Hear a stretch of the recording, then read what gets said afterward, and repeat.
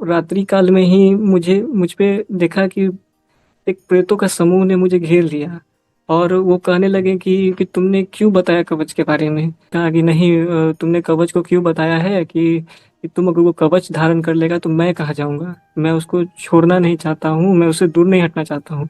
तो बस तुमको अगर हिम्मत है तो तुम अपना कवच खोल के तब हमको शक्ति दिखाओ अपना। कितने बार तो महाकाल यज्ञ जब खुद करे तो भाई उसमें जलते हुए भी आभास होता है कि भाई प्रेत गिर रहा है, जल रहा है। तो स्वामी जी के पास में कितना बड़ा तप बल है, तब जाके वो मतलब उन प्रेतों से निपट पाते हैं। स्वामी जी कोई साधारण पुरुष नहीं है, वो अवतारी महात्मा है, अवतारी पुरुष है वो। ये बाल खुले छोड़ के ऐसे ऐसे गर्दन घुमाएंगे, थोड़ा जी जी। इधर आगे पीछे झूलेंगे, वो आ करके बोलेंगे वो फलाना देवता आ गया। अरे जिस टाइम पे देव देव शक्तियां आ जाए, ये बोलते हैं काली मैया आ गई, भैरव बाबा आ गए। काली मैया और भैरव बाबा अगर तुम्हारे शरीर में आ जाए ना, तुम्हारे शरीर की चिथड़ी उड़ जाए, चिंटियों का मुंह भी बड़ा पड़ जाएगा आपके चिथड़े खाने के लिए, इतनी ऊर्जा होती है।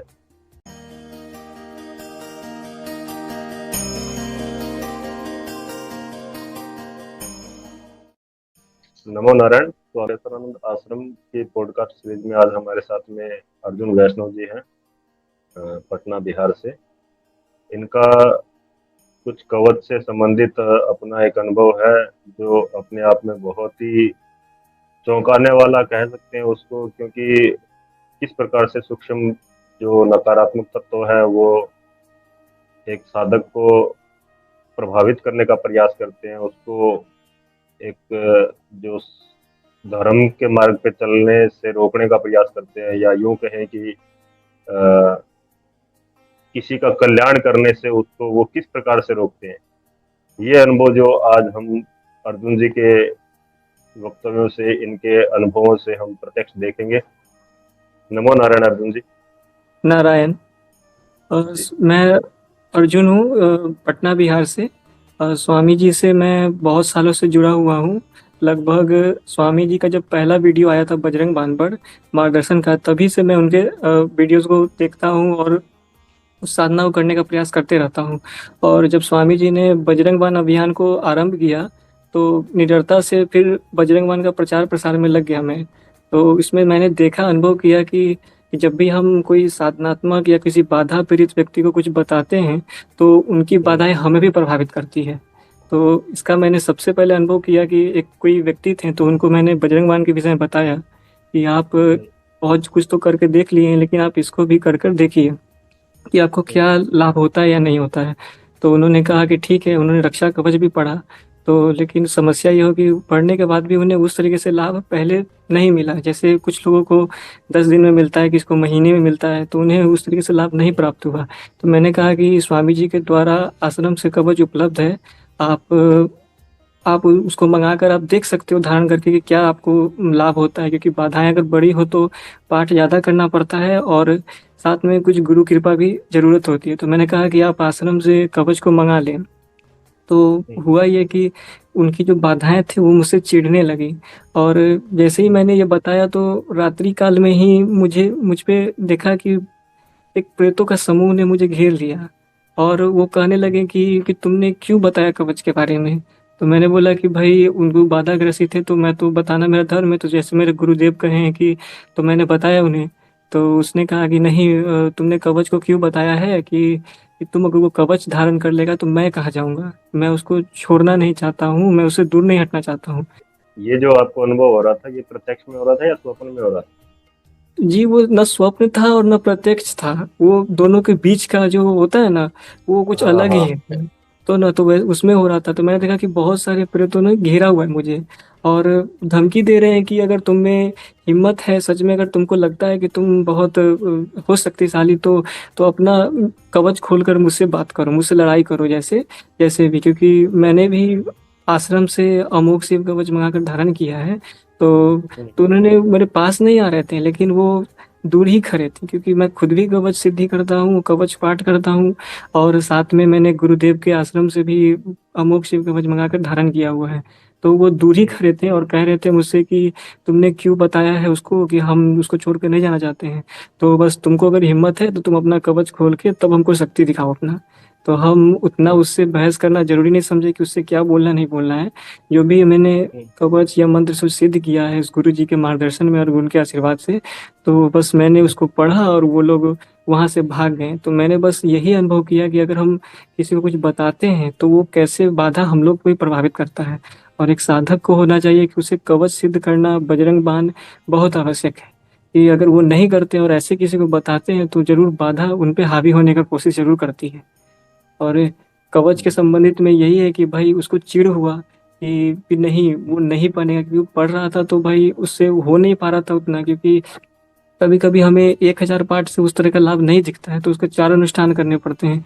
तो वो किया उसने एक अनुष्ठान, तो फिर उसको उतना लाभ तो हुआ, लेकिन उस तरीके से उसको समस्या नहीं दूर हो पा रहा था। तो मैंने कहा कि आश्रम से मिलता है, आप धारण कर लो, वो तो गुरु जी के आशीर्वाद से है और यज्ञों के माध्यम से सभी सिद्ध मुहूर्त में उसको सिद्ध किया जाता है। तो इसीलिए वो चिढ़ हुँ, गया वो प्रेत, और उसने मुझे घेर लिया उसके समूह के साथ, और बता नहीं सकता कितना था, मतलब लगभग 10 से अधिक ही था। वो उसने पूरा घेरा हुआ था और प्रभाव कोशिश कर रहा था कि वो लड़ाई करे। और उसका मेन मोटिव था, ये डाल रहा था मन में कि तुम अपना कवच उतारो और शक्ति दिखाओ, कि मतलब अगर सच में तुम्हारे पास कुछ सिद्धि है तो बस लड़ो हमसे। तो भाई उनके हुँ, बहकावे में ना आकर ज़्यादा उससे बहस नहीं किया मैंने। मैंने बस उनसे कहा कि देखो, जो मेरे गुरु जी की जो आज्ञा है कि मतलब जो बाधा ग्रसित होता है उनको तो हम बताएंगे, चाहे तुम कुछ भी कर लो। और हुँ, बहुत से अब तो बहुत सारे ऐसे होते ही रहते हैं, जब भी किसी को बजरंग बाण बताते हैं या कुछ भी हो, तो ऐसे अनुभव में आया है कि अक्सर तो वार होते ही रहते हैं, लेकिन गुरु जी की कृपा है, उनका आशीर्वाद है। और आज सच में ये देखते हैं कि भाई कवच और बजरंग बाण का प्रभाव इतना है कि कल को हमें इस सब चीज़ों से डर लगता था कि भाई भूत प्रेत हुँ, या कुछ भी, लेकिन आज इन लोगों से भय नहीं लगता है। आज इन लोग से लड़ पाते हैं, और भय आ तो आनंद आता है। और आनंद भी आता है, और देखते भी है कि कैसे उनको गदा से लगता है। और ना हुँ, लगता है तो वो चिल्लाते भी हैं।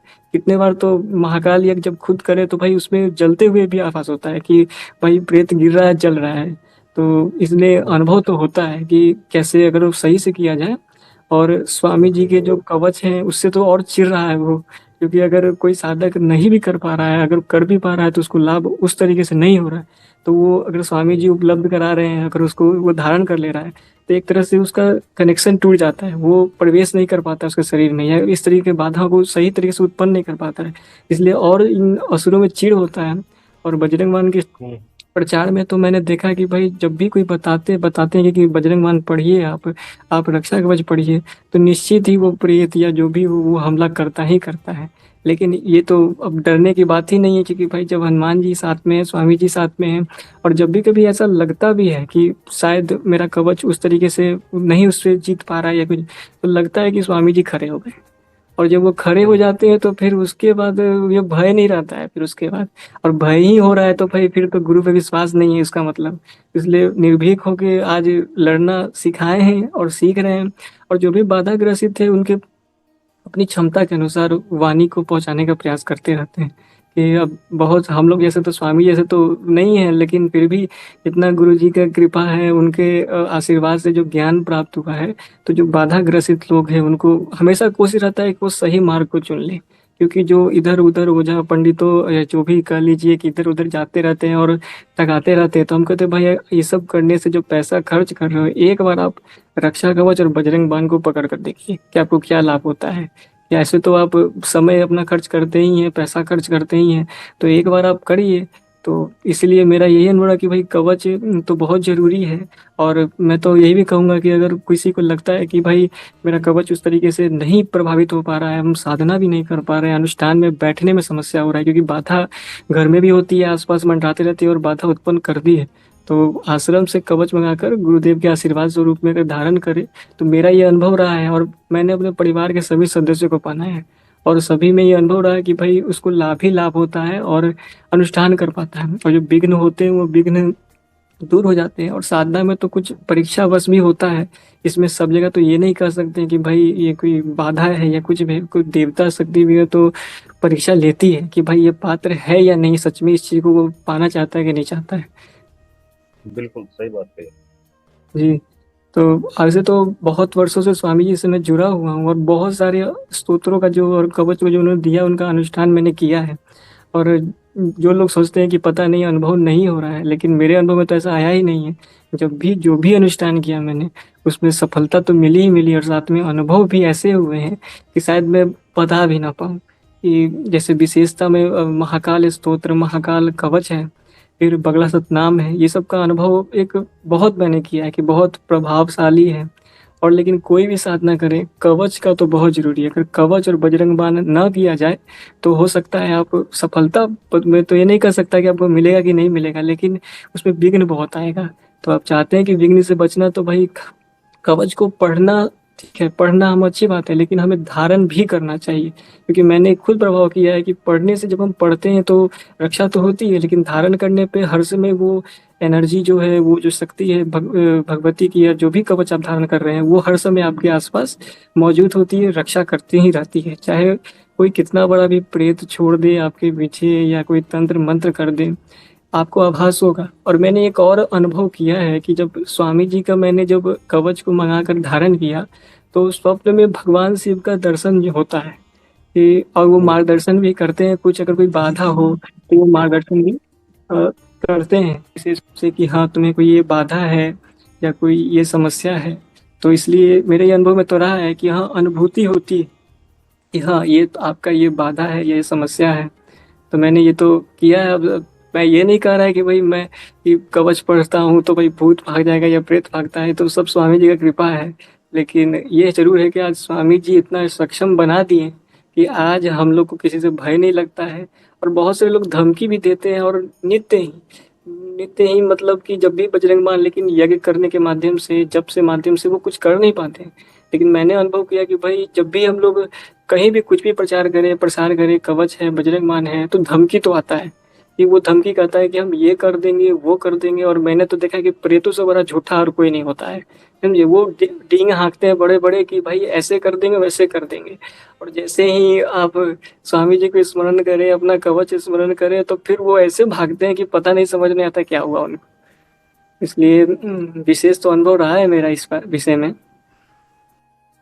प्रकार से आपका अनुभव है ना, मतलब ऐसा अनुभव हर किसी को नहीं होता है। और ये आप देखो कि स्वामी जी जब आश्रम की ओर से कवच उपलब्ध करवा रहे हैं, तो आपकी जो समझ, जैसे आपके ऊपर आपने किसी को बजरंग बाण बताया और उनके प्रेत जो है वो समूह के समूह में आपके ऊपर अटैक कर रहे हैं, तो जी ऐसा ही जब स्वामी जी इतने लोगों को कवच दे रहे हैं, तो उन सब के जो प्रेत है वो स्वामी जी के ऊपर अटैक करते कि नहीं करते? तो विचार करें जी, कि हम जी, ये तो बहुत विचारणीय सवाल है। क्योंकि भाई हम लोग थोड़ा एक दो व्यक्तियों को बताते हैं तो हम लोग पे 10 15 20 25 समूह से मतलब आक्रमण कर देते हैं। और वो तो भारतवर्ष ही नहीं है, पूरे विदेशों में भी उनके अनुयायी हैं, और उनके भी निवारण करते रहते हैं। तो भाई, और एक बजरंग बाण के साथ तो उन्होंने पूरा विश्व को एक प्रभावित कर रहे हैं। एक दिन में हजारों कवच आश्रम से लोग मंगवाते हैं, जी हजारों कवच एक दिन में निकलते हैं वहां से। तो हजारों लोगों के प्रेत जो है वो स्वामी जी के ऊपर एक साथ में अटैक करते हैं। जी अब ये अनुमान लगा के देखो कि स्वामी जी के पास में कितना बड़ा तप बल है, तब जाके वो मतलब उन प्रेतों से निपट पाते हैं। स्वामी जी कोई साधारण पुरुष नहीं है, वो अवतारी महात्मा है, अवतारी पुरुष है वो। जी नहीं तो अगर कोई सामान्य महात्मा होता या कोई सामान्य व्यक्ति हो तो वो इतना मतलब आक्रमण, इतना अटैक एक साथ में झेल ही नहीं सकता।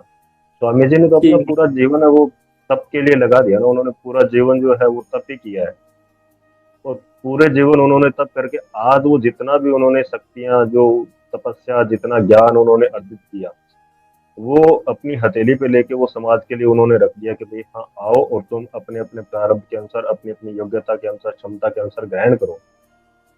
तो हर किसी व्यक्ति जो सनातन धर्म का अनुयायी है उसको चाहिए कि वो स्वामी जी के बताए हुए मार्गों पे चले, कवच खुद सिद्ध करें, कवच के अनुष्ठान करें, बजरंग बाण के अनुष्ठान करें, आश्रम से कवच मंगवा करके अवश्य धारण करें। क्योंकि आश्रम से जो कवच जाता है, उस कवच के पीछे स्वामी जी की जो शक्तियां हैं वो शक्तियां ऑटोमेटिकली कार्य करती है। अब जी अगर इसमें कवच की एक मैं आपको विशेष बात बताता हूँ, जैसे सपोज करो मैंने कवच सिद्ध कर रखा है खुद ने, अब उसका मैंने चाहे 1000 पाठ करा, चाहे 10,000 करा, चाहे मैंने 1 लाख कर लिया, जितना भी किया क्षमता,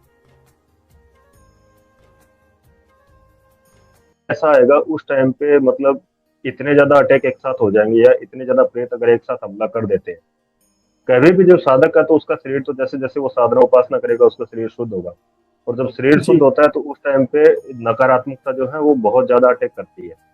जी। सीधी सी बात है, जो जो कपड़ा सफेद होगा उसी पे दाग दिखाई देंगे ना, और हुँ, दाग सबसे ज्यादा उसी पे ही लगेंगे, वही उसी को बचा के चलना होता है।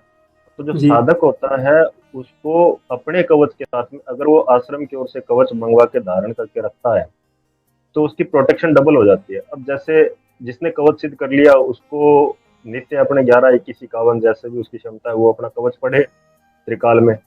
लेकिन जब अचानक से उसको ऐसे पता नहीं चलेगा कि भाई हाँ मेरा कवच ये आश्रम से मंगवाया है, इसमें जैसे आपको अनुभव हो गया, कई लोगों को अनुभव नहीं होता, मैं उन लोगों के बारे में बता रहा हूँ ये बातें। जी, कई लोगों को ये लगता है कि यार मैंने धारण कर लिया और उसके बाद में मुझे कुछ अनुभव हुआ नहीं, अर्जुन जी को तो इतने दिव्य अनुभव होते, मुझे क्यों नहीं हुए। मैं उन हुँ, लोगों के लिए बता रहा हूँ, आपने कवच धारण कर लिया, अब जिस टाइम पे आप पे आक्रमण होगा उस टाइम पे जब आपकी ऊर्जा कम पड़ती है तब वो जो कवच है वो एक्टिव होता है, और वो एक्टिव होके आपके जो समस्या है, आपके ऊपर जो आक्रमण हो रहा है, आपके ऊपर जो तंत्र हो रहा है, उसको वो वहीं पे समूल नाश कर देता है।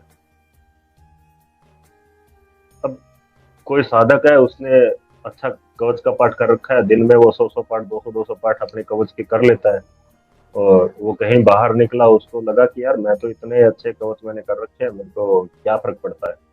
जी, लेकिन जब वो किसी भीड़ में जाएगा ना, जब उसका शरीर शुद्ध होगा और वो भीड़ में जाएगा, उसका तुरंत खोपड़ी पकड़ लेता है चीजें, उसका सिर जी, भारी हो जाता है, उसको गुस्सा आता है, उसमें चिड़चिड़ापन आ जाता है, उसको पता ही नहीं होता कि यार मेरे साथ क्या हो रहा है।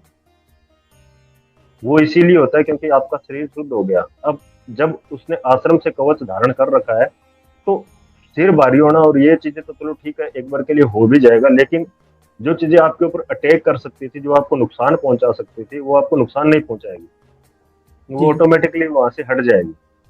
और कवच में इतनी मतलब अद्भुत शक्ति है, उसको स्वामी जी ने जो इतने वर्षों का तप किया है, वो जो शुभ मुहूर्त होते हैं, जो अटल मुहूर्त होते हैं, जिनको जैसे मतलब होली हो गई, दीपावली हो गई, अक्षय तृतीया हो गई, या कुछ और जैसे दिव्य मुहूर्त होते हैं अलग अलग देवताओं के, तो उन समयों पे स्वामी जी ने जो अभी तक जितने साधना उपासना करके जो शक्तियां अर्जित की है उनका विशेष प्रयोग करके इनको जागृत किया जाता है कवच को, और वो कवच समाज में लोगों को दिए जाते हैं। अब जिन लोगों ने जैसे मतलब को साधना अनुष्ठान शुरू करना चाहते हैं, जिसकी कुछ कुछ भी समस्या है XYZ, अब वो बजरंग बाण अभियान से जुड़ना चाहता है लेकिन बजरंग बाण अभियान से नहीं जुड़ पा रहा, वो अपना कवच तो सिद्ध करना चाहता है लेकिन कर नहीं पा रहा है, या तो संकल्प ले लिया, संकल्प पूरा नहीं हुआ, बीच में अनुष्ठान खंडित हो जाता है, किसी का स्वप्न दोष हो जाता है, या किसी को कुछ समस्याएं आ जाती है, या किसी को परिवार में कलह होने लग जाता है, 70 बात की समस्या होती है साधक के जीवन में। जब जब वो शुरुआत में अपने साधना के पथ पे अगर शुरू होना चाहता है तो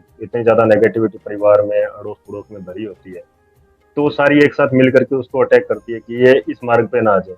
क्योंकि एक साधक जब साधना मार्ग पे आता है तो साधना मार्ग पर आने का मतलब है कि वो उसके पास में जितनी भी नकारात्मक ऊर्जा है उन सबको वो नष्ट करने की तैयारी कर चुका है, वो उनको नष्ट करना चाहता है।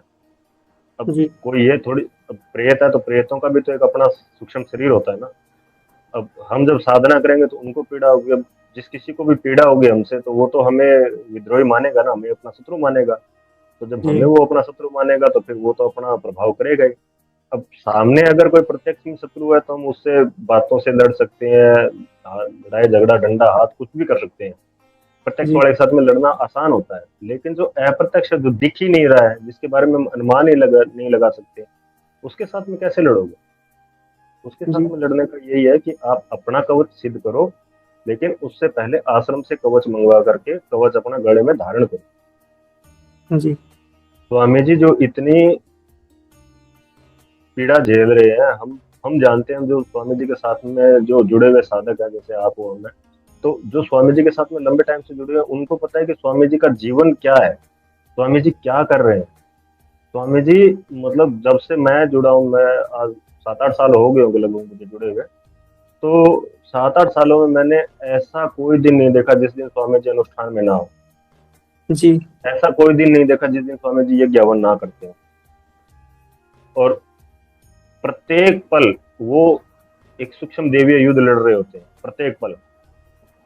उनकी कृपा से हम गृहस्थ जो हैं, हमें भी अवसर मिल रहा है उनके मार्गदर्शन में, उनके साथ सानिध्य में हम भी थोड़ा बहुत साधना अनुष्ठान जब तक कर रहे हैं, कुछ हवन वगैरह कर रहे हैं, आसपास की नकारात्मकता को नष्ट करने का प्रयास कर रहे हैं, लेकिन वो सब उन्हीं की कृपा से हो रहा है ना। हमारे पास में क्या है?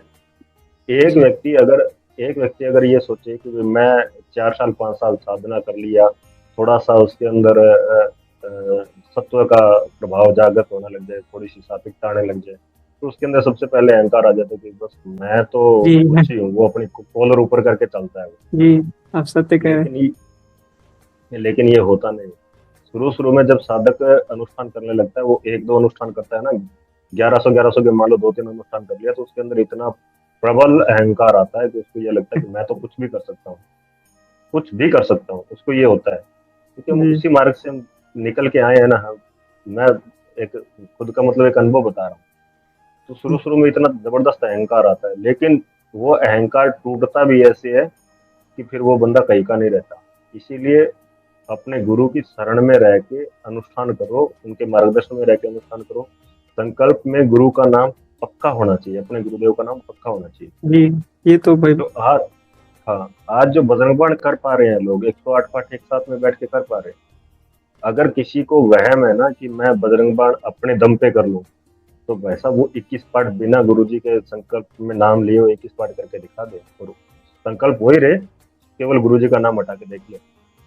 जी, उसको छठे का खाया याद ना आ जाए तो बता दे। और मैंने तो मतलब कि देखा, ये जो आप अभी बता रहे थे कि बहुत से लोग कहते हैं कि हम कवच धारण कर रहे हैं तो हमें शायद अनुभव नहीं हुआ। लेकिन मैं तो यही कहूंगा कि अगर अनुभव नहीं हो रहा है, इसका मतलब ये नहीं है कि वो रक्षा नहीं कर रहा है। क्योंकि उस बिल्कुल। प्रेत ने सबसे पहले यही बात कहा, वो ये नहीं कहा कि भाई बजरंग बाण पढ़ रहा है या राम रक्षा स्तोत्र पढ़ रहा है। उसे सबसे पहले कहा कि भाई तुमने कवच धारण करने को क्यों कहा। सबसे बड़ा सबक हम्म, यही सवाल है कि भाई उसने ये कहा कि सबकी कवच क्यों धारण करने को कहा तुमने। मतलब उसको कोई तो समस्या है उस चीज से, उसको प्रॉब्लम हो रहा है, बस उसको कुछ दिक्कत हो गई। जैसे ही उसने कवच धारण कर लिया, कवच धारण करते ही उसका शरीर प्रोटेक्ट हो गया पूरा, उसके शरीर के अंदर वो कवच की जो ऊर्जा है वो प्रवाहित हो गई। अब उसका शरीर जी शुद्ध होना शुरू हो गया। अब जब वो अब कोई अनुष्ठान करेगा, जिस व्यक्ति ने कवच धारण कर लिया, कवच धारण करने के बाद में जब वो अनुष्ठान करेगा, तो उसको उतनी बाधाएं नहीं आएगी। हाँ, ये मान सकते हैं कि घर के जो प्रेत हैं, जो पूर्वज हैं, वो प्रेत योनि में है, तो उनको मतलब वो रोक टोक नहीं होती जितने मतलब बाहर वालों को होती है। लेकिन इनके साथ में भी क्या है, जैसे कोई घर का प्रेत है तो उसके साथ में वो उतना नुकसान नहीं पहुंचाता घर वाला प्रेत, जितना उसके साथ में मिलके बाहर वाले प्रेत पहुंचाते हैं। एक शायद 7 8 महीने होंगे होंगे आपके बिहार के किसी श्रद्धालु का अनुभव था।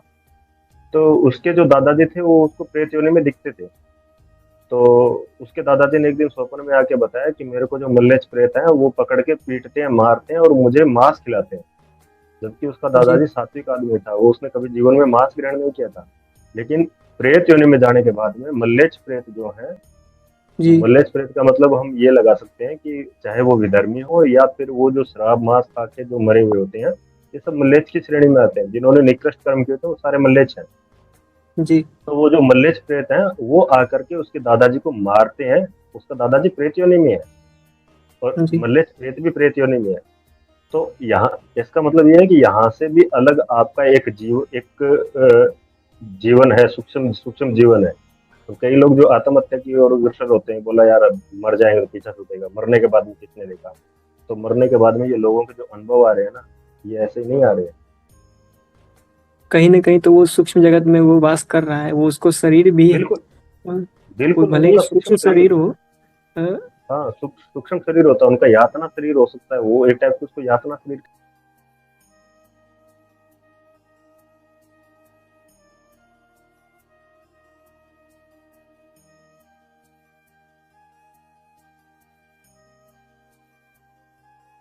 मतलब आप कोई पुराण उठा के देखो, चाहे शिव पुराण उठाओ, भागवत पुराण उठाओ, गरुड़ पुराण उठाओ, कोई भी उठाओ, तो उसमें नरक का वर्णन आता है। तो नरक के वर्णन में क्या आता है कि जीव यहाँ से जाता है, जाने के बाद में उसको एक सूक्ष्म शरीर दिया जाता है, और उस शरीर को यातना शरीर बोलते हैं। उसको यातना शरीर दिया जाता है, और उस शरीर के द्वारा उसके जीव को शुद्ध किया जाता है, उसके कर्मों का नाश किया जाता है, उसको कष्ट पहुंचाया जाता है। अलग अलग टाइप के जैसे उसके कर्म रहते हैं उस हिसाब से उसको नरक कुंड में डाला जाता है। तो वैसे ही जो ये प्रेत योनि है, ये एक टाइप से नारकीय योनि है। और जीव जब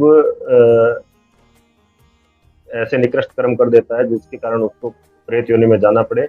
या ऐसा होता है कि जैसे कोई मरा है और मरते टाइम पे उसकी वासना कुछ रह गई, कुछ जैसे धन का लोभ रह गया या परिवार में उसका मोह रह गया, कुछ भी हो गया ऐसा, तो इन कारणों से वो आगे की यात्रा नहीं कर पाता है, वो यहीं इसी लोक में वो अटक जाता है और वो फिर घर के अंदर ही वो प्रेत योनि में सूक्ष्म रूप से घूमता हुआ फिरता है। उसको ये वो कभी ये स्वीकार नहीं करता कि मैं मर चुका हूँ, कभी जी, स्वीकार नहीं करता वो कभी उसको ये लगता है नहीं कि भाई मैं मर चुका हूँ, उसको तो ये लगता है कि यार ये लोग जो मुझे बोल रहे हैं मर गया, ये तो पागल है सब, सबके सब ये पागल है, ये कैसे कह सकते हैं कि ये मैं मर गया, मैं तो जिंदा बैठा हूँ, मैं तो यहाँ पे हूँ, देखो मैं यहाँ पे बेड पे सो रहा हूँ, देखो मैं यहाँ पे किचन में चला गया, देखो ये मैं यहाँ पे खड़ा हूँ। तो वो टच करने की कोशिश करता है, लेकिन वो उसका शरीर ही ऐसा होता है, सूक्ष्म शरीर होता है कि जो स्थूल शरीर वाला है उसको अनुभव नहीं कर पाता। जी, तो ऐसे ऐसे कुछ ये सूक्ष्म जो प्रेत होते हैं, प्रेतों के साथ में ऐसा होता है। तो इनको नष्ट करने का एक ही उपाय है कि आप सबसे पहले आश्रम के माध्यम से कवच मंगवा लो, उसको धारण करो, फिर अपने अनुष्ठान करो, अपना खुद का एक कवच सिद्ध करो, उस कवच के पहले 1100 पाठ का अनुष्ठान करो। 1100 पाठ के अनुष्ठान के बाद में अगर आपको लगता है कि भाई नहीं मैं एक साथ में इसका 10,000 का अनुष्ठान कर सकता हूँ, तो 10,000 का करो, नहीं तो 1100 के 10 अनुष्ठान करो। 10,000 का अनुष्ठान हो गया, उसके बाद में आप साल का 2 साल का ऐसे अनुष्ठान ले लो, उसका 1 लाख का अनुष्ठान करो। जब 1 लाख कवच किसी के हो जाते हैं, 1 लाख पाठ कवच के हो जाते हैं, 1.25 लाख का अनुष्ठान जिसको बोलो वो 1 लाख में काउंट होता है। जी, तो जब 1 लाख कवच हो जाते हैं उसके बाद में वो कवच विशेष रूप से प्रभावी हो जाता है, फिर वो जैसे ही आपने उस कवच का स्मरण किया, स्मरण करते वो तुरंत अपना प्रभाव दिखाता है। तो इस प्रकार से कोई भी कवच, ऐसा नहीं है कि आपने राम रक्षा कवच धारण ये सिद्ध कर लिया या काली कवच सिद्ध कर लिया या वो कर लिया तो उसका प्रभाव कम है, उसका प्रभाव कम है। नहीं, आपके अंदर भाव होना चाहिए। हाँ, ये जरूर होता है कि कई शक्तियां, जैसे हम शास्त्रों में पढ़ते हैं कि शुंभ निशुंभ को मारने के लिए, महिषासुर को मारने के लिए भगवती को आना पड़ा था, और ताड़कासुर को मारने के लिए भगवान कार्तिकेय को आना पड़ा था। ठीक है, तो इस प्रकार के कुछ होते हैं। तो हाँ, कुछ कैटेगरियां ऐसी होती है जिनके लिए विशेष देवता ही उसमें कर सकते हैं। जैसे कोई प्रेत ऐसा होता है या कोई राक्षस पिशाच दैत्य दानव असुर, कुछ भी है, इनकी जो कैटेगरियां रहती है अलग अलग, प्रेत तो एक कॉमन जी, भाषा आ गई। तो उसमें कुछ प्रेत ऐसे होते हैं कि जिनको एक विशेष कवच के द्वारा या विशेष देवता के द्वारा उसको मारा जाता है, उसको नष्ट किया जाता है। तो इसलिए कवच भी अपना एक एडिशनल कवच साथ में करके रखो। जैसे कोई परमात्मा का उपासक है, पुरुष देवता का उपासक है, भगवान राम हो गए, भगवान शिव हो गए, भगवान कृष्ण हो गए, या कोई भी देवता है, उनके साथ में एक एडिशनल देवी का कवच भी साथ में करके रखो।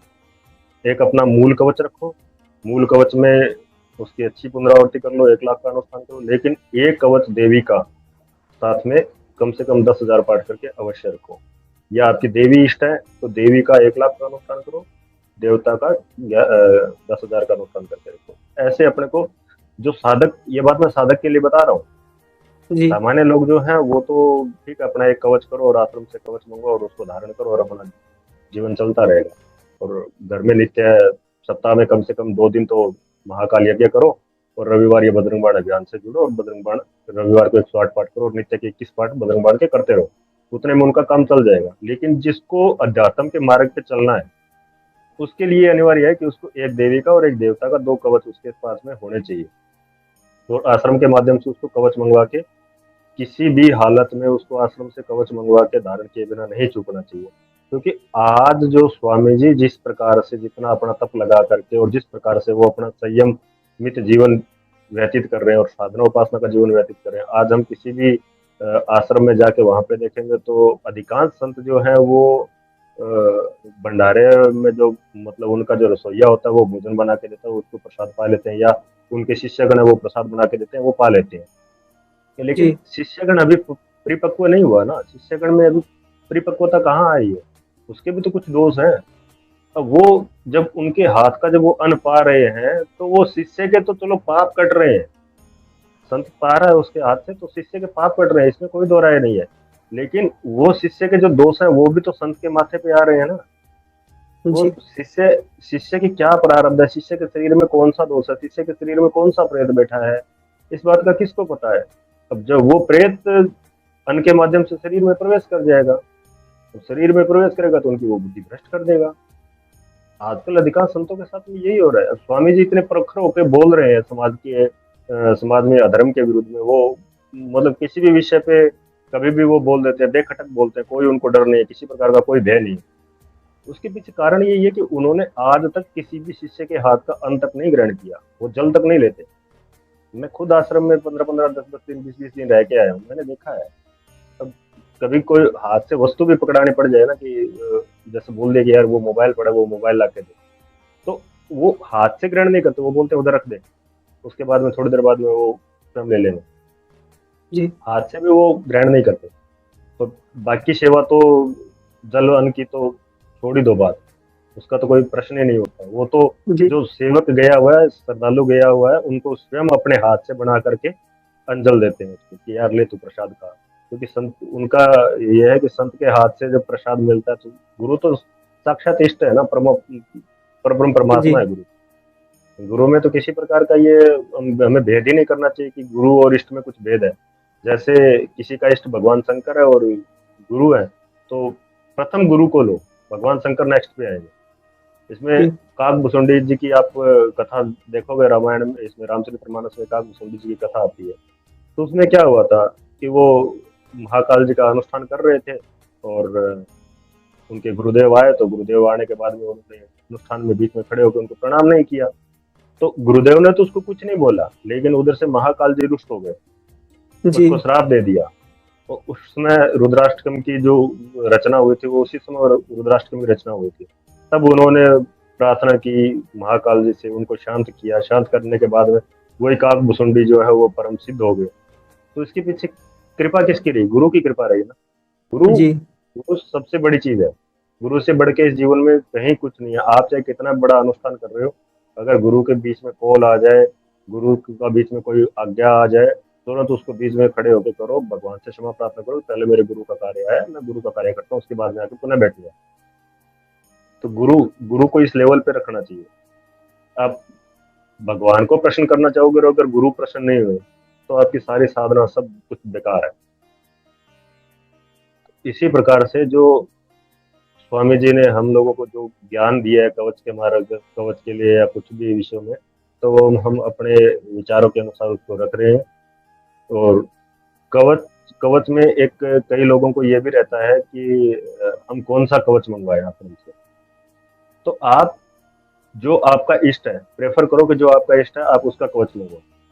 कुछ भी जी नहीं समझ में आ रहा, इष्ट समझ में नहीं आ रहा, साधना उपासना नहीं किया, कुछ भी समझ में नहीं आ रहा, आप सीधा महाकाल जी का अनुष्ठान कवच मंगवा लो, भगवती वाराही का मंगवा के उसको धारण करो बोले, तुरंत आपको रिजल्ट मिलेगा उसका।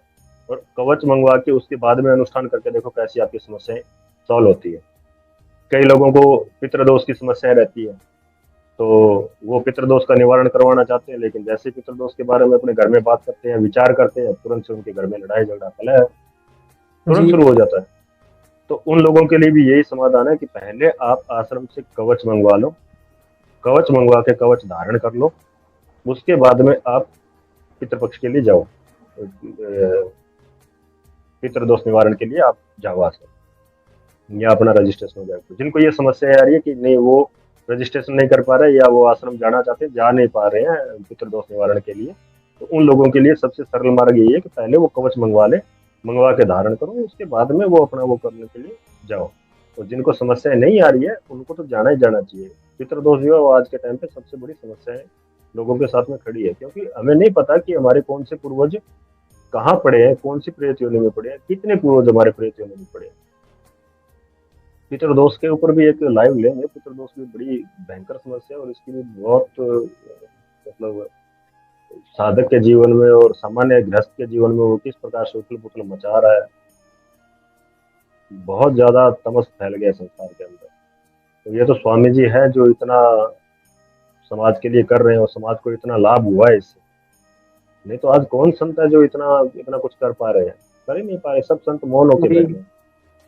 सत्य कह रहे हैं, क्योंकि सभी जो भी अपने आप को बड़े मठाचार्य या पीठाचार्य जो भी बोलते हैं, हम तो बचपन से ही मतलब कि अध्यात्म में रहे, तो जो भी सुनते थे, चाहे वो कथावाचक हो या कोई भी संत महात्मा हो, लेकिन आज तक किसी के सुनकर या कहीं पर जाकर हमको खुद ऐसा कोई क्षमता नहीं प्राप्त हुआ, ना ऐसा कोई विशेष ज्ञान प्राप्त हुआ जो आज हम तो लगता है कि भगवती की कृपा से ही स्वामी जी के चरणों में हम लोग को भेजी है, जिससे कुछ ज्ञान प्राप्त हुआ। और आज जो लोग पूजा पाठ के नाम पे केवल घंटी बजाना और केवल दीपक दिखाना जानते थे, आज वो लोग रक्षा कवच पढ़ रहे हैं, बजरंग बाण पढ़ रहे हैं और खुद से समाधान कर रहे हैं।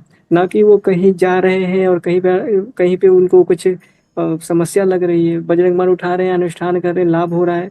हाँ, किसी किसी को अगर एक बार में नहीं होता है तो थोड़ा समय लगता है उनको, कुछ काल भैरव अष्टक पढ़ते हैं तो उन्हें लाभ तो होता ही है। और जो स्वामी जी आज के समय में कर रहे हैं, हमको ऐसा नहीं लगता है। अब तक तो हम नहीं कहेंगे कि हम किसी एक को भी देखें, हो सकता है 1% 2% हो, लेकिन जो मेरे जीवन में बदलाव आया है केवल स्वामी जी के कारण से ही आया है। इसलिए हम तो बस केवल स्वामी जी को ही जानते हैं। देखो वैष्णव जी, मैं आपको एक बात बताता हूँ कि आज तक जितने संतों के हमने वक्तव्य सुने या जितने संतों की सत्संग सुनी है, उसमें सत्संग ही होती है। वो जो शास्त्रों में जो चीजें लिखी है, जो कथाएं लिखी है, वो कथाओं को एज इट इज पढ़ के सुना रहे हैं, जी। या उन्हीं कथाओं को वो शॉर्ट फॉर्म में समझा रहे हैं। लेकिन उन कथाओं के पीछे लॉजिक क्या है?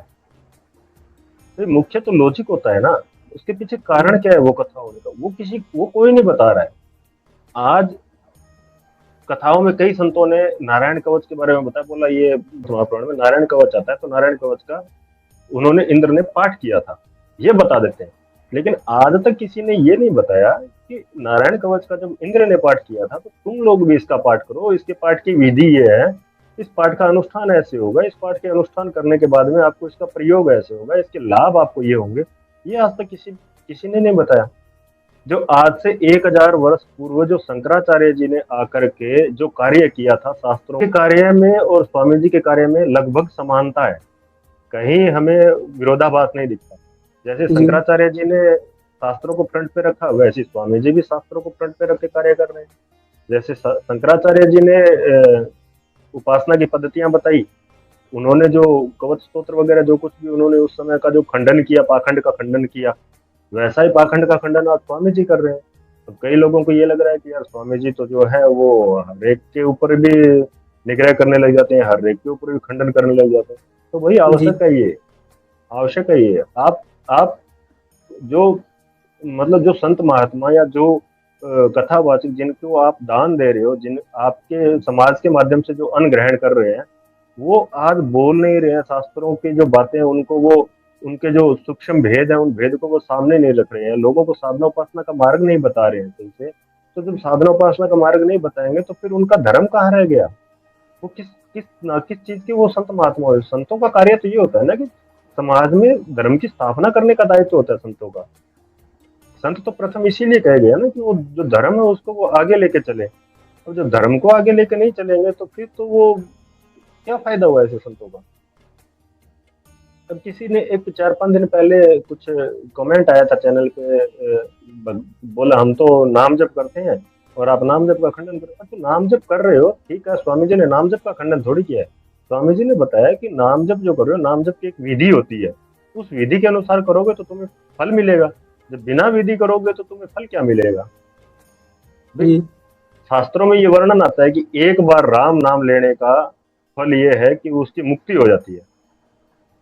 आता है ये कई कहीं शिव पुराण में देखोगे तो एक बार जिसने शिव कह दिया वो मुक्त हो गया, ऐसा वर्णन कई जगह है, हर शास्त्र में लगभग प्राय ऐसा वर्णन आता है देवता की जी। महिमा बताने के लिए। लेकिन वो जो नाम लिया, वो नाम लिया किस प्रकार से, उस नाम का जो भाव था वो क्या था, उस नाम के पीछे की वो महिमा जो है, वो महिमा किस प्रकार से उद्भाषित होती है, उसका विधान क्या है, वो चीजें होनी चाहिए ना, तब तो जाके उसका फल मिलेगा। नहीं तो आज कोई भी व्यक्ति चलता हुआ हर किसी को मिलता है तो राम राम, जय श्री कृष्ण, राधे राधे या जयशंकर, हर हर महादेव कुछ भी बोलता है। जैसे हर क्षेत्र में अलग अलग होता है, जैसे काशी में जाओगे तो वहाँ पे हर हर महादेव बोलते हैं, वृंदावन में चले जाओ तो राधे राधे बोलते हैं, अयोध्या में चले जाओ तो जय श्री राम बोलते हैं। इस प्रकार से हर एक क्षेत्र में अपने अपने जो मतलब उच्च कोटि के देवता हैं उनका नाम उच्चारण किया जाता है संबोधन में। तो इस प्रकार से तो सबने नाम ले रखा है। जीवन में ऐसा कोई एकाध होगा, मतलब पूरे अपने भारतवर्ष में कोई, मेरे ख्याल से 10 लोग भी ऐसे नहीं होंगे जिन्होंने कभी जीवन में अपना एक बार भी भगवान का नाम उच्चारण ना किया हो। जी। लेकिन फिर उनकी मुक्ति क्यों नहीं होती? उनको तो मुक्त हो जाना चाहिए था, क्योंकि शास्त्रों में तो वर्णन है, एक बार जिसने नाम ले लिया वो तो मुक्त हो गया। मुक्ति इसीलिए नहीं होती क्योंकि उसका एक विधान होता है, वो विधान के अनुसार अगर एक बार नाम ले लिया तो वो मुक्त हो जाएगा। वो किसी गुरु के मार्गदर्शन में जाए, जो शास्त्रों के मर्यादा स्थापित की हुई है, जो शास्त्रों का विधान स्थापित किया हुआ है, जो शास्त्रों में जो विधियां बताई हो, उन विधियों का अनुसरण करोगे तो ही आप आगे चढ़ पाओगे ना।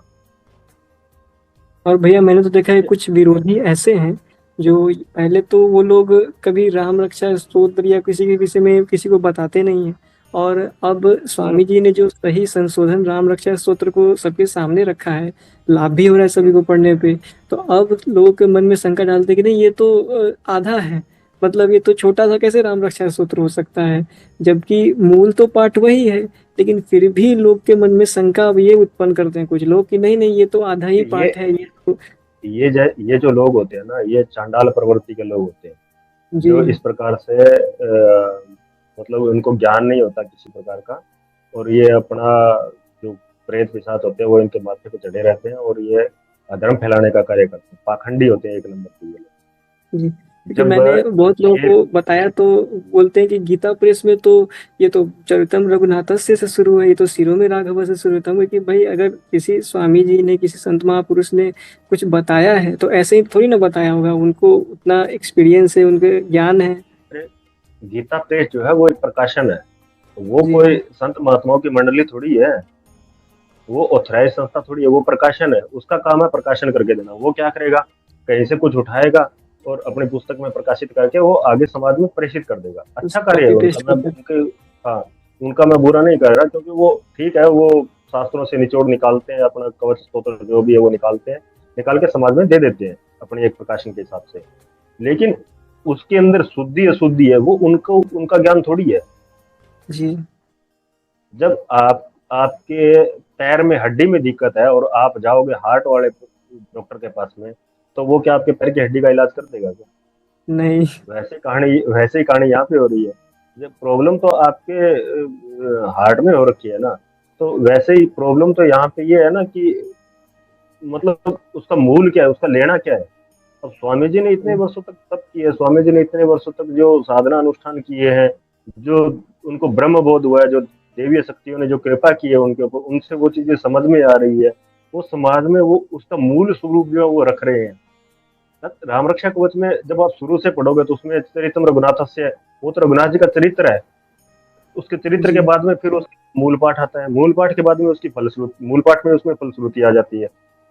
ठीक है, तो ऐसे आता है। अब उसमें एक साधक जब अनुष्ठान करने के लिए बैठेगा तो वो चरितम रघुनाथ से लेके और उसकी फलश्रुति तो थोड़ी पड़ेगा, उसको पुनरावृत्ति करनी है, अपने कवच की पुनरावृत्ति करनी है, तो वो भगवान से यही प्रार्थना करेगा, नहीं भाई भगवान मेरे सिर से लेके और मेरे सभी अंगों तक आप सुरक्षा करो, तो वो उसी की पुनरावृत्ति करेगा। अब कोई मंत्र है तो आपको मंत्र दे दिया, अब वो मंत्र तो जब शास्त्रों में वर्णित होके आते हैं तो उसमें पहले विनियोग आता है, फिर उसका न्यास आता है, ध्यान आता है, फिर उसके बाद में वो मंत्र आता है, मंत्र के बाद में फिर उसकी फलश्रुतियां लिखी होती है। तो क्या आप किसी मंत्र का सिद्ध करने के लिए, मंत्र का जप करने के लिए आप विनियोग से लेकर और उसकी फलश्रुति तक बार बार उसी को रिपीट करोगे या मंत्र को रिपीट करोगे? फिर मंत्र। मंत्र ही रिपीट होगा ना। जी। जब वहां पे आपकी बुद्धि इतनी काम कर रही है कि भाई मंत्र को रिपीट करना है, विनियोग ध्यान न्यास इनको रिपीट नहीं करना, फलश्रुति को रिपीट नहीं करना, तो फिर कवच और स्तोत्र के बारे में उस चीजों को आपको एक्सेप्ट करने में क्या समस्या आ रही है? ये लोगों की, देखो कवच स्तोत्र जो ये है ना, ये सरल उपासना है। मंत्र क्षेत्र में जाने के लिए आपके अंदर एक आध्यात्मिक ऊर्जा होनी चाहिए, गुरु का पीछे बैकअप होना चाहिए, गुरु की शक्तियों का आपके पास में बैकअप होना चाहिए, तब जाके आप जी। मंत्र क्षेत्र में आगे बढ़ सकते हैं। लेकिन कवच और जो स्तोत्र है ये तो सहज स्तुतियां हैं, सहज एक प्रार्थना है, वो एक प्रकार से कह सकते हैं प्रार्थना है, और देवता जो भी हैं वो प्रार्थना से ही प्रसन्न होते हैं। आज तक आप किसी भी कथा को उठा के देखो, चाहे आप भागवत महापुराण ले लो, चाहे शिव पुराण ले लो, चाहे देवी पुराण ले लो, चाहे कोई भी पुराण ले लो, 18 पुराण में, आप उप पुराणों में भी कोई ले लो, जी। जिसमें कोई भी कथा आई है जिसमें उच्च कोटि के देवताओं ने, जो इंद्र आदि देवता हैं, इनका जब राक्षसों का वध किया, इनका लाभ किया, इनका भला किया है, उस टाइम पे जो देवताओं ने इनकी स्तुतियां की है, या किसी भी राक्षस ने भी ले लो, चाहे आप चाहे किसी देवता ने लो, जब भगवान का अनुष्ठान किया और अनुष्ठान करने के बाद में जब ईश्वर ने उन्हें दर्शन दिए, तो सबसे पहले दर्शन देते ही उन्होंने क्या किया, उनको प्रणाम करके स्तुति की है उनकी। जी और कोई मूड बुद्धि रहा, किसी को स्तुति नहीं आई, तो इस जो इष्ट जिसने दर्शन दिया, वो इष्ट उसके अंदर ज्ञान प्रकाश करता है और ज्ञान प्रकट करने के बाद में फिर वो उसकी स्तुति करता है। ऐसे आप जी अनेकों दृष्टांत, आप किसी भी शास्त्र को उठा के देखो, आप शिव पुराण को उठा के देख लो, सबसे इजी वही है, उसमें उठा के जी देख लो आप। जितनी बार भगवान शंकर ने देवताओं पे और राक्षसों पे कृपा की है, उतनी बार उन्होंने उनकी उन देवताओं ने और राक्षसों ने स्तुति की है। जितनी बार उन्होंने उनको दर्शन दिए, उतनी बार उन्होंने उनकी स्तुति की है।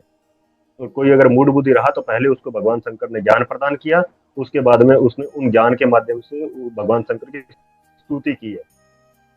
तो ये उत्तर है शिव वो, महिमा और है की क्या, तो वो महिमा वही तो है, है। वो स्तुति ही है।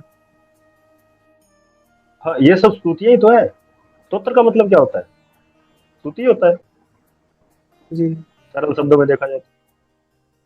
और कवच जो होता है, कवच कवच किस लिए धारण करते थे? जैसे इंद्र ने वत्रासुर के वध के लिए नारायण कवच धारण किया था, तो जी वो इसीलिए धारण किया था ना कि वो वत्रासुर का वो वध नहीं कर पा रहा था, उससे लड़ने के लिए फिर उसने नारायण कवच धारण किया। तो नारायण कवच का उसने पाठ किया, पाठ करने के बाद में भगवान नारायण की जो शक्ति है वो उसके शरीर में प्रविष्ट हुई, उनकी उनको कृपा मिली, कृपा मिलने के बाद में वो अपने अभिष्ट कार्य में सफल हो सका।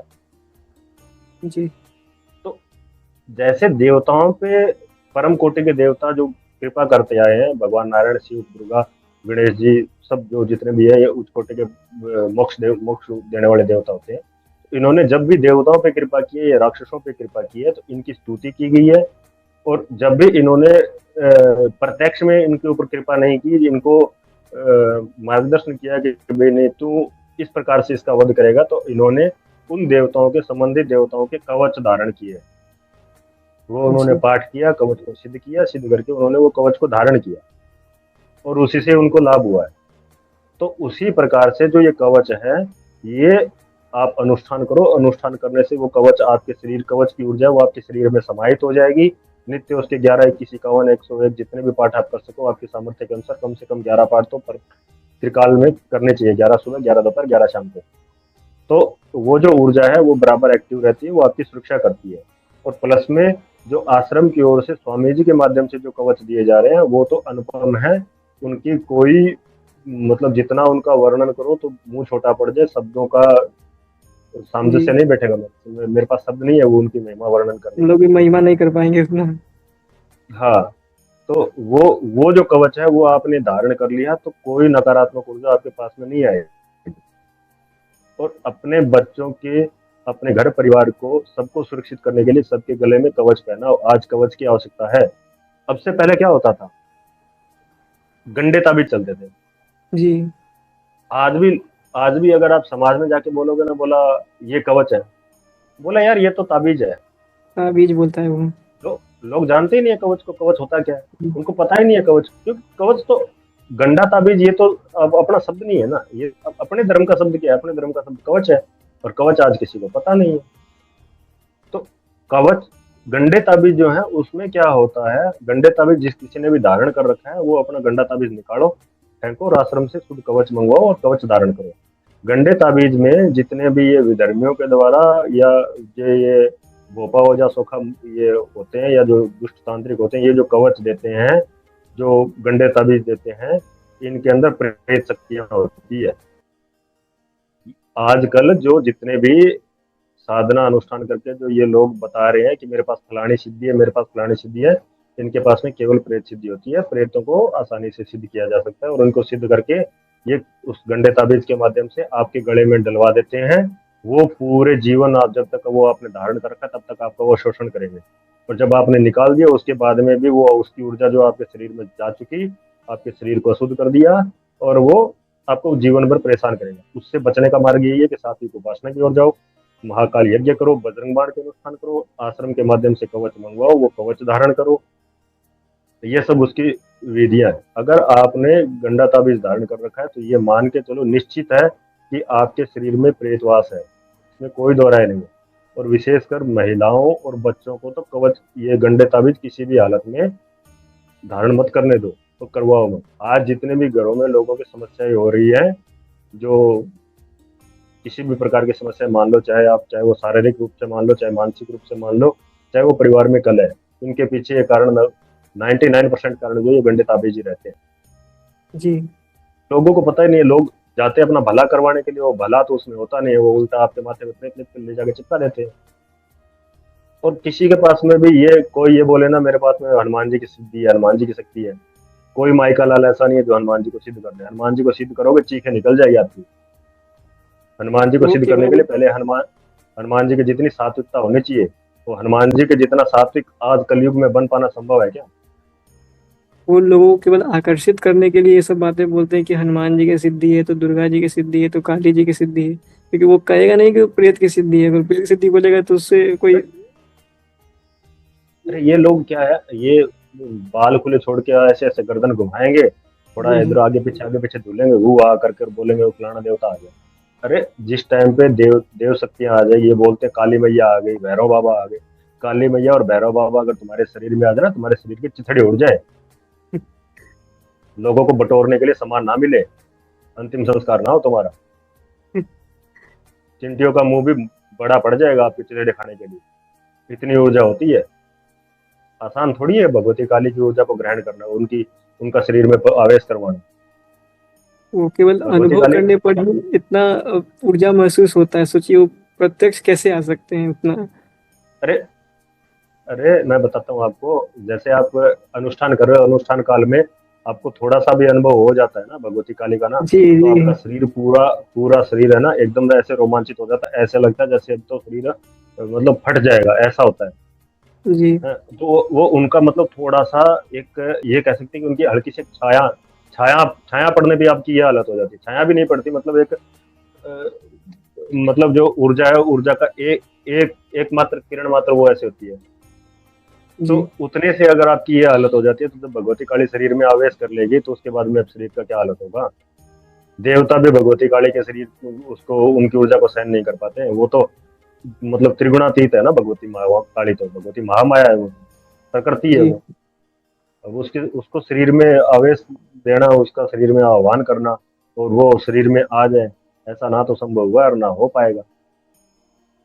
भगवती महाकाली को तो भगवान महाकाल ही धारण कर सकते हैं, उसके अलावा किसी के बस की बात नहीं है। इंद्र भी आ जाए ना, तो वो भी उसको भगवती महाकाली के उनकी ऊर्जा को सहन नहीं कर सकता।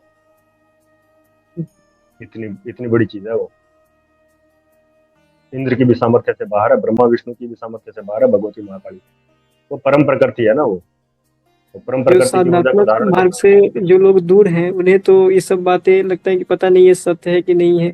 लेकिन जो सच में साधना करता है भगवती काली की, मैं नहीं कह रहा हूँ कि कोई मंत्र का ही करे, कोई कवच ही करे, और जो उनको अनुभूति होता है वही अनुभूति में उसके रोंगटे खड़े होते हैं साधक के। तो और लोग ना बड़े बड़े बात करते हैं कि हम काली जी को सिद्धि किए हुए हैं तो मेरे ऊपर आ रही हैं तो ऐसे आ रही हैं। तो इन लोग से समझना चाहिए लोगों को कि ये केवल मूर्ख बना रहे हैं और कुछ नहीं है, ये लोग केवल पाखंड फैला रहे जब हैं। जब किसी भी देवता की आप उपासना करते हो, उच्च कोटि के देवता की, तो जब उन देवता की कृपा होती है ना, तो रोंगटे खड़े हो जाते हैं, पूरा शरीर ऐसे रोमांचित हो जाता है, ऐसे लगेगा कि शरीर फट जाएगा। और अगर कभी कभी रोंगटे खड़े नहीं होते, तो उस टाइम पे क्या होता है कि शरीर के अंदर भाव आ जाता है, आंखों से आंसू बहते हैं, अंदर से है ना कलेजा ऐसे निकलता है कि जैसे निकल के ये बाहर आ जाएगा। कुछ अंदर कुछ नहीं पता चलता, अपने आप से अंदर से रोना आता है, अंदर से ये लगता है कि जैसे अभी प्राण निकल गए, सांस नहीं आती। वो उनकी उनकी एक दृष्टि मात्र से, वो भी दृष्टि भी नहीं कह सकते उसको, मतलब वो एक उनका हल्का सा प्रेम की एक छोटी सी बौछार होती है वो। उससे जब एक साधक की ये हालत हो जाती है, तो ये जो प्रेत सिद्ध किए बैठे हैं, जो बाल खोल के ऐसे बैठे हैं, तो भगवती काली आके ऐसे बाल खोल के झूमेगी क्या? या हनुमान जी ऐसे आके और कंधे पे एक गदा उठा के और ऐसे मुंह फुला के थोड़ी घूमेंगे, और प्रेतों को ऐसे पकड़ के थोड़ी मारेंगे। कई लोग बोलते हैं हनुमान जी तुम आ जाओ और आके इस प्रेत को मार लगाओ। हनुमान जी तुम्हारे नौकर थोड़ी हैं आके इनको प्रेतों को मार लगाए। ये जितने भी दरबार सरकार, ये जो कुछ भी चल रहा है पाखंड ना, ये आने वाले टाइम में इसको नष्ट करना, और नष्ट करने का मार्ग एक ही है, जो स्वामी रूपेश्वरानंद जी महाराज ने साधना उपासना बताई है, उनके निर्देशन में चलो, उनके निर्देशन में साधना उपासना करो। स्वयं स्वयं बलिष्ठ बनो, स्वयं स्वयं के अंदर एक ऊर्जा लेके आओ। जब खुद के अंदर ऊर्जा आएगी, खुद साधक बनोगे, तब जो ये अधर्म है इसका विनाश कर पाओगे। ऐसे किसी के पास जाके किसी की कृपा लेने से किसी की कृपा नहीं मिलने वाली। और कोई भी संत होगा ना, जो सिद्ध महापुरुष होगा, वो कभी आपको ऐसे हाथ करके तथास्तु नहीं कहेगा, कभी भी नहीं कहेगा। गुरु भी जब होता है ना, तो गुरु जब उनका अंतिम समय आ जाता है, तब वो देखते हैं कि हाँ मेरा कौन सा शिष्य पात्र है, और जो शिष्य जितना पात्र होता है उसको वो उतनी ही ऊर्जा में ज्ञान प्रदान करते हैं। जी, मैं आपको एक बड़ा विशेष अनुभव बताना चाहूँगा। जी जी। जैसे मैं ये कैसे कहते हैं कि किसी अगर अच्छे गुरु के मार्गदर्शन में रहेंगे तो देव शक्तियाँ आपके साथ रहेंगी, और प्रेत पूजने वालों के साथ रहेंगे तो प्रेत रहेंगे आपके साथ में। तो मैं लगता है चित्रकूट से मैं ट्रेन से आ रहा था, तो आप समझ ही गए हैं कि एक पर्चे वाला जो फेमस है, तो ना उसके हम्म। अनुयायी सब पूरा भरे हुए थे, उस जो होता है ना ट्रेन में, तो उसमें पूरा भरा हुआ था उसके पर्चे वाले, और बार बार हम्म। उसकी जय हो बाबा की, और ये सब फलना ठिकाना वो बताया रहता है। और मैं तो स्वामी जी के मार्ग पे चलता हूँ, उनके साधनाओं करता हूँ। तो मैंने ये देखा कि पता नहीं क्या हुआ उन लोगों के, उन लोग से मेरा लड़ाई हो गया, और उन लोग से हम्म। लड़ाई हो गया, बहस हो गया मेरा, और ना किसी साधनात्मक बात पे नहीं हुई लड़ाई, लड़ाई ऐसे ही किसी कारण से बस ना शुरू हो गया उन लोगों से। तो मैंने अनुभव किया कि सिर्फ ना प्रेत पूजने वाले जो जा रहे हैं उनके पास, तो उनके पीछे भी वो प्रेत रहने लगता है, और उसको पता होता है कि कौन मेरा विरोधी है और कौन क्या कर सकता है। तो अचानक से मेरा लड़ाई हो गया वहां पे। तो इसीलिए मैं समझ रहा हूँ कि अगर हम ऐसी जगह पे जाते हैं तो निश्चित तौर पे वहां से एक प्रेत को तो अपने साथ में ना गिफ्ट के तौर में लाते हैं। तो इसलिए वहां जाने वाले भी ये समझ ले कि भाई जाने से सिर्फ ऐसा नहीं होता है कि भाई हम आ गए, तो उसके साथ प्रेत भी आता है। क्योंकि मैंने खुद अनुभव किया है कि उन लोगों से लड़ाई हो गया, जो आप जान ही रहेंगे, मैं नाम नहीं लेना चाहूंगा, लेकिन वो जो उधर का एमपी का बिल्कुल बिल्कुल। फेमस पर्चे वाला है, तो ना तो वो हम्म। बाबा की जय कर रहा था, और मुझसे लड़ाई हो गया। जबकि मैं कभी लड़ाई नहीं करता हूँ किसी से, किसी से बहस नहीं करता हूँ, लेकिन फिर भी मैंने देखा कि उन लोगों से लड़ाई हो गया। लेकिन मैंने ये भी देखा कि उनकी संख्या बहुत थी, वो तो पूरे ट्रेन में ही हम्म। भरे पड़े थे, लेकिन मैंने अपने कवच को सिद्ध किया रखा। तो लड़ाई बहस उससे हुई, लेकिन ना उनमें हिम्मत हुई कि मुझे हाथ लगा सके, और कुछ भी नहीं किया, बस केवल बातों की बड़बोलापन बोल रहा था कि ऐसे कर दूंगा वैसे ये वो, लेकिन वो कुछ नहीं कर पाया। क्योंकि वो सब वही बस ये। पर्चे वाले के पूजने वाले थे, और भाई हम लोग तो किसी पर्चे वाले को नहीं पूछते, हम लोग गुरु को पूजते हैं, और जो देवी शक्ति है उनकी साधना करते हैं। तो मैंने देखा कि भाई कवच ऐसा नहीं है किसी भूत प्रेत से ही बचाएंगे, ये भूत प्रेत पूजने वालों से ही बचाते हैं। और कभी संकट पड़ जाए कहीं बाहर, कुछ अगर समस्या हो जाए, तो मैंने देखा है कि भाई वहां से भी ये निकालते हैं। इसलिए ये भ्रम में कोई ना रहे कि केवल कवच भूत प्रेतों से ही बचाते हैं। मैंने देखा है कि भाई अगर कहीं बाहर जा रहे हैं और किसी गुंडे बदमाश भी है, अगर कुछ दिक्कत पैदा करने वाले हैं, तो वो भी आपके प्रति क्यों ना उनका भाव बदल जाता है। मैंने ये अनुभव किया है। कव, बिल्कुल, कवच जो है वो भौतिक, आध्यात्मिक और दैविक तीनों स्तर पे आपकी वो सुरक्षा करता है। ठीक है, भौतिक का मतलब हो गया कि आपके जो आप इस संसार में रह रहे हो यहाँ पे आपकी सुरक्षा करेगा। आध्यात्मिक मतलब जो आपने साधना अनुष्ठान कर रहे हो, उस अनुष्ठान में जो विघ्न आ रहे हैं या जो नकारात्मक तत्व आपको प्रभावित करेंगे या जो प्रेत शक्ति है, उनसे आपकी सुरक्षा करता है। दैविक मतलब कोई भी अगर देवता कुछ क्या है कि जब साधक का कोई एक लेवल आ जाता है, उस लेवल के बाद में जो देव शक्तियां होती है वो भी ईर्ष्या के कारण या परीक्षा लेने के कारण, वो किसी भी कारण से मान सकते हैं उनको, तो वो कभी कभी आपकी साधना में विघ्न पहुंचाती है। अगर जी आपका कवच है तो वो कवच आपका उस समय भी आपकी सुरक्षा करता है। जैसा आपके साथ में हुआ, ऐसा अनुभव मेरे साथ में भी हुआ था। अभी रिसेंट में मैं आश्रम गया था, तो ट्रेन में मैं लगभग रात के 2:30-3 बजे के आसपास मेरे को आंख लगने लगी, नींद आ गई मुझे। जैसे नींद आई, नींद आते ही क्या हुआ कि स्वप्न में मेरे पे मल्लेच्छों ने आक्रमण किया। तो जी मल्लेच्छ इतनी अधिक संख्या में थे कि मतलब उनकी गिनना संभव नहीं है।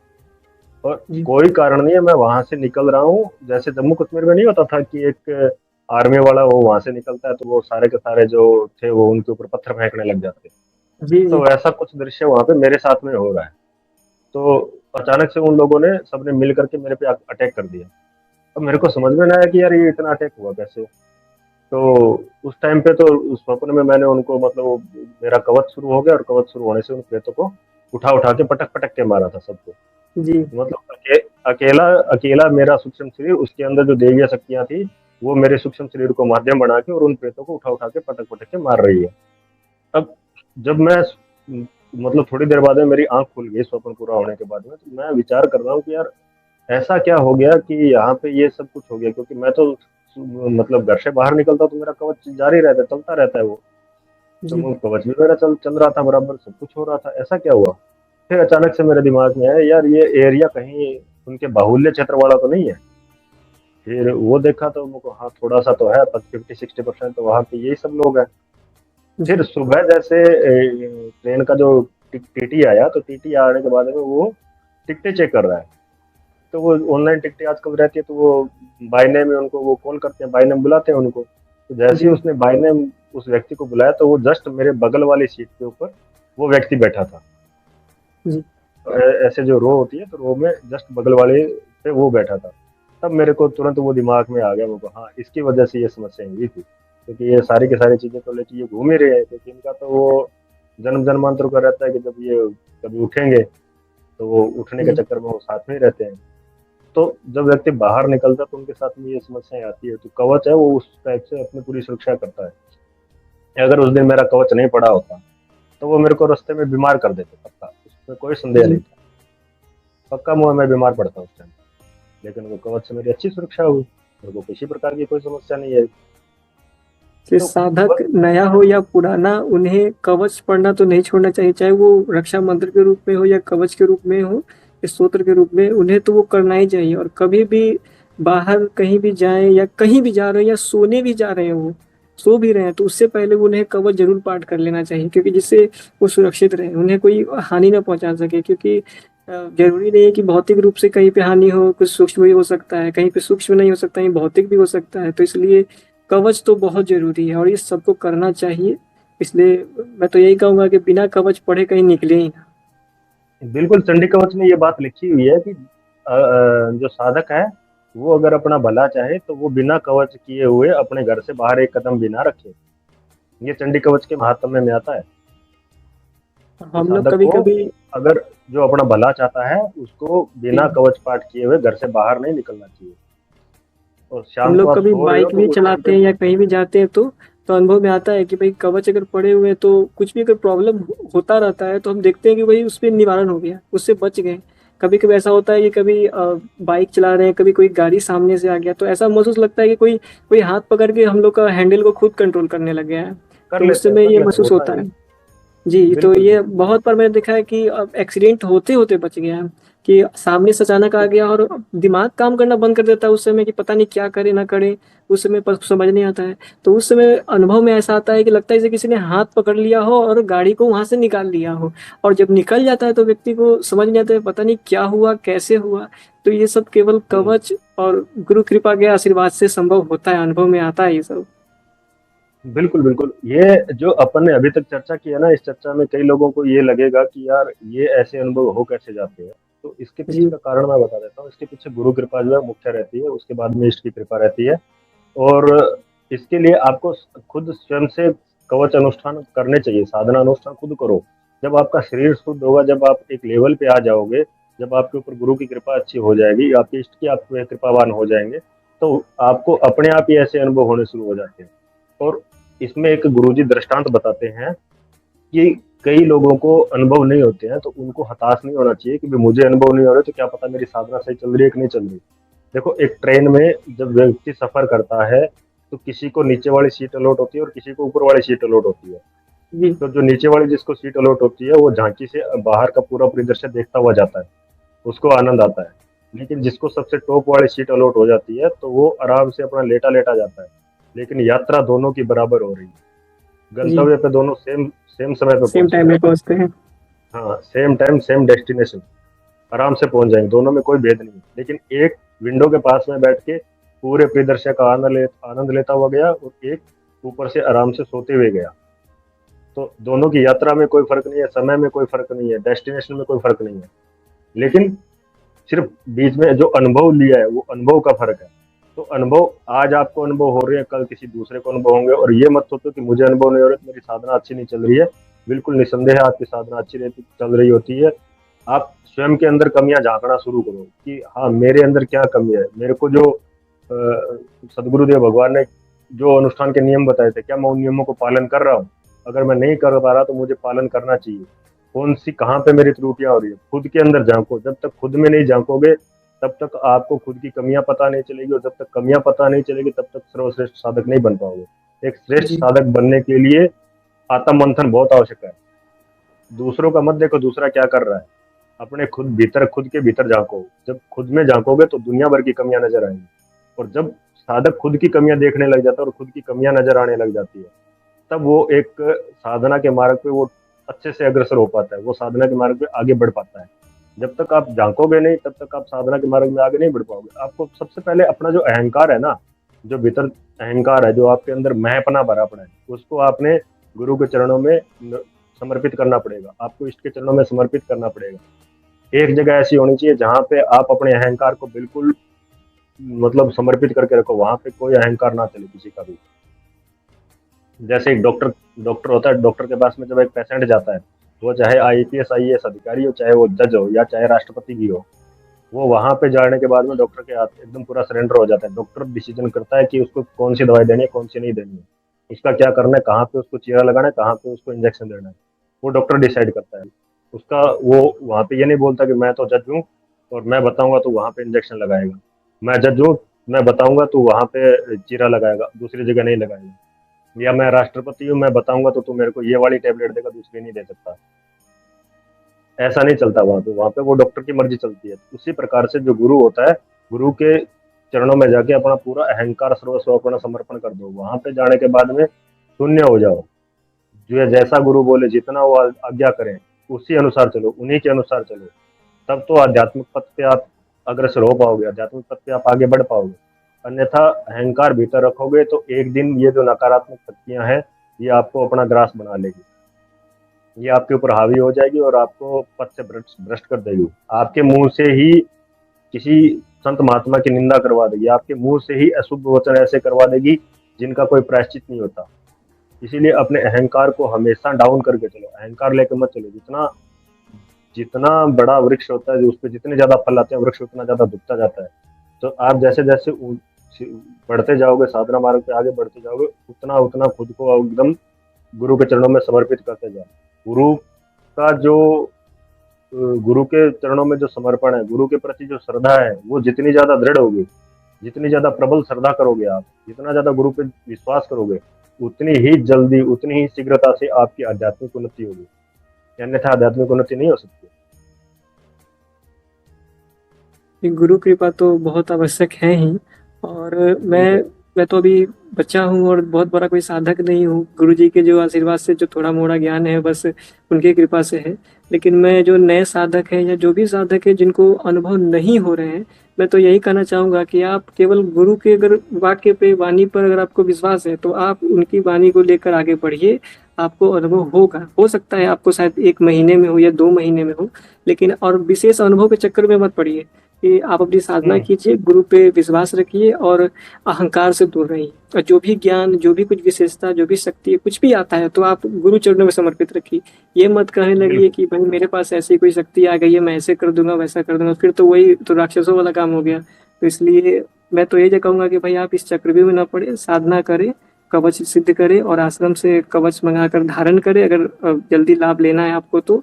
और गुरु की वाणी पर विश्वास रखें। अगर आपको विश्वास नहीं है तो फिर आपके लिए कोई फायदेमंद भी नहीं होगा। कि गुरु पे विश्वास रखिए और पढ़ते रहिए और अपने आप अनुभव होगा। देवी शक्तियाँ देखती है कभी किसी के, जो किसको अनुभव देना है नहीं देना है। इसलिए और विशेष अनुभव के चक्कर में भी ना पड़े, आप केवल साधना करें, आपको अनुभव खुद ही होगा। ये किसी कहने वाली बिल्कुल। बात नहीं है, तो भाई अपने अंदर के महसूस करने की बात है। भोजन जो करेगा बिल्कुल। उसी को पेट भरेगा। ऐसा थोड़ी ना है कि अगर मैं देख रहा हूँ कोई भोजन कर रहा है तो मेरा पेट भर जाएगा, ऐसा नहीं होगा। तो ये तो शायद बिल्कुल। प्रेत पिशाचों का ही होता होगा, मैं इसमें कुछ जानता नहीं विशेष, लेकिन यही कहूंगा कि भाई आप साधना मंत्र, कीजिए। बिल्कुल मंत्र मूलम गुरु वाक्यम, गुरु का जो वाक्य है वो ही मंत्र है। तो गुरुजी जी। ने अगर बता कह दिया कि ये जो कवच धारण कर लेगा उसकी सुरक्षा की जिम्मेदारी मैं लेता हूँ, तो उसमें 120% गारंटी के साथ आप मान लो आपकी सुरक्षा होगी, जिसने आश्रम से कवच मंगवा के धारण कर लिया। जी। बस उसमें यह है कि आपने आश्रम से कवच मंगवा के धारण किया, आप धीरे धीरे साधना के मार्ग में आगे बढ़ो।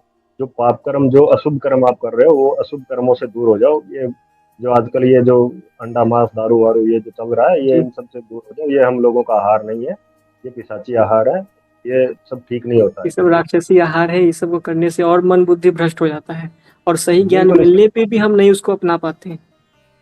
इसके पीछे कारण यही है ना कि ये जो पिशाच जो भरे पड़े हैं ना, जो प्रेत पिशाच ये जितने भी हैं, ये सब लोगों के शरीरों में आवेशित होते हैं और आवेश करके और ये उनसे वो चीजें ग्रहण करने की डिमांड रखते हैं सूक्ष्म रूप से। तो वो उनका मन मन भ्रष्ट करते हैं, उनकी बुद्धि भ्रष्ट करते हैं और फिर उनके माध्यम से वो चीजें वो ग्रहण करते हैं। ये ऐसे यार कोई एक आदमी व्यक्ति जो है वो सीधा मांस कैसे खा लेगा, तो वो कैसे किसी लाश को खा लेगा, कैसे दारू पी लेगा। जी। दारू तो मेरे हिसाब से कड़वी होती होगी, तो ऐसा कड़वा कौन खाएगा। मीठा तो चलो ठीक है, सब भी खा लेते हैं, लेकिन कड़वा कौन खाएगा। अब मैं किसी को बोलूँ कि तुम करेला करेला खा लो, सीधा कच्चा करेला खा लो, तो कच्चा करेला कोई थोड़ी खा लेगा। कड़वा हो तो उसको पता है कि यार कड़वा है, नीम बोलूंगा नीम खा ले, कैसे खा लेगा कोई। लेकिन वो कोई तो है ना जो उसके शरीर में, उसकी खोपड़ी में बैठ खा रहा के है फिर उसके जरिए। वो इंडिकेट कर रहा है कि यार नहीं तू ये खा, मुझे ये चाहिए। तो ये जो शराब वराब है, ये जो लाश वास खा रहे हैं, ये सब चीजें अच्छी नहीं है। ये आपके जो ये मांस मदिरा और ये सब कर रहे हैं, ये 120% मान के चलो कि उनके शरीर में प्रेत बैठा है। 120% उसके शरीर में प्रेत है, बिना प्रेत हुए ऐसा कोई मांस भक्षण कर ही नहीं सकता। ये और सब बहुत से लोग राक्षसी ये आहार भी है, कहते राक्षस। हैं कि कोई हमें विशेष कवच बताइए, विशेष मंत्र बताइए। मैं तो कहता, जहाँ तक अनुभव रहा है कि जो गुरु जी ने दिया है, अगर उसको ही सही से कर लिया जाए, तो मैं सच बता रहा हूँ कि भाई आपका प्राण रक्षा होगा, आपको बहुत जगह बहुत कुछ सहायता मिलेगी, मनोकामना भी पूर्ण होता है। क्योंकि जीवन में ऐसा अनुभव हम लोग ने किया है, जब कवच का अनुष्ठान किया है तो प्राण रक्षा होता है। चाहे मारण भी कर देता है कोई, तो अगर गुरु जी के अगर आशीर्वाद से अमोघ शिव कवच आदि, नरसिंह कवच आदि अगर किसी ने अच्छे से सिद्ध कर रखा है और विश्वास है, तो उसको रक्षा होता है और विशेष रूप से। और वो अनुभव भी करता है कि जो करता है उसको भी आवाज उसको आ रही सही है। समय उसको मिलता है, उसको कि किसने क्या गलत किया है। जो भी साधना कर रहे हैं उसको करिए। बिल्कुल उसमें संदेह मत करिए कि राम रक्षा स्तोत्र छोटा है कि क्या है। वो तो सही एकदम संशोधित और वही मूल है। इसलिए बहुत से आज के लोग को जो पॉडकास्ट को हम यहीं पे विराम देते हैं। जिन लोगों को आश्रम से कवच मंगवाने हैं, वो आश्रम की वेबसाइट www.swamirupeeswaranand.in वहां पर जाए, वहां से आप कवच मंगवा सकते हैं। और जिनको नारायण बलि त्रिपिंडी श्राद्ध आदि जो पितृपक्ष आ रहा है उसमें, या प्रत्येक अमावस्या को पितृदोष निवारण यज्ञ होता है आश्रम में, तो उसमें किसी को भाग लेना है तो भी आश्रम की वेबसाइट www.swamirupeeswaranand.in वहां पर जाइए। वहां से अपना पितृपक्ष के लिए जो रजिस्ट्रेशन है वो कीजिए, पितृदोष निवारण के लिए। और अपना जो पितृ है उनका जो मुक्ति है उसका मार्ग सुनिश्चित कीजिए, क्योंकि जब तक पितृ आपके मुक्त नहीं होंगे तब तक ये समस्याएं आपके जीवन में बनी रहेगी। और कवच आप स्वयं अपने परिवार, स्वयं और अपने परिवार को और अपने घर की महिलाओं को धारण करवाइए। उसके बिना कोई सुरक्षा नहीं है। आप भले ही जितने मर्जी बॉडीगार्ड रख लो, लेकिन सूक्ष्म जगत की जो सुरक्षा है वो सूक्ष्म बॉडीगार्डों के माध्यम से होनी है, और सूक्ष्म बॉडीगार्ड कवच के माध्यम से प्राप्त होते हैं। और किसी को अगर यज्ञ, जो घर में यज्ञ करते हैं श्रद्धालु, या जिन्होंने अभी तक यज्ञ शुरू नहीं किया है, वो अपने घर में कम से कम सप्ताह में 2 दिन तक तो यज्ञ अवश्य किया करें। और आश्रम की ओर से ये शुद्ध शास्त्रोक्त यज्ञ कुंड उपलब्ध करवाए जा रहे हैं, शुद्ध हवन सामग्री उपलब्ध करवाई जा रही है। उसके लिए आश्रम की एक वेबसाइट है www.brahmavadini.in www.brahmavadini.in वहां पर जाके अपना हवन कुंड सामग्री इत्यादि जो भी है, तर्पण सेट है, संध्या सेट है, इत्यादि कुछ सामग्रियां आश्रम की ओर से अवेलेबल करवाई जा रही है अभी, तो वहां से जाके अपना ऑर्डर कर सकते हैं। तो अगर किसी को कुछ प्रश्न रहता है, किसी की कुछ शंकाएं हैं, या किसी को कुछ अपना अनुभव रिकॉर्ड करवाने के लिए संपर्क करना है, तो आश्रम का सेवा नंबर है 7607233230। इस पर आप संपर्क कर सकते हैं। आज इस पॉडकास्ट को यहीं पे विराम देते हैं। और जो मेरे द्वारा कुछ वक्तव्य रखे गए हैं, ये मेरे निजी वक्तव्य हैं, जो मुझे आश्रम की ओर से, स्वामी जी की ओर से जो मुझे ज्ञान प्राप्त हुआ है, उस ज्ञान को मैंने अपने हिसाब से रखा है। और उसमें अगर किसी प्रकार की कोई त्रुटि या कुछ हो गया है, या किसी की भावना को ठेस पहुंची है, तो उसमें आश्रम और स्वामी जी ये किसी प्रकार से जिम्मेदार नहीं है। इसका पूर्ण रूप से जिम्मेदार मैं हूँ। नमो नारायण।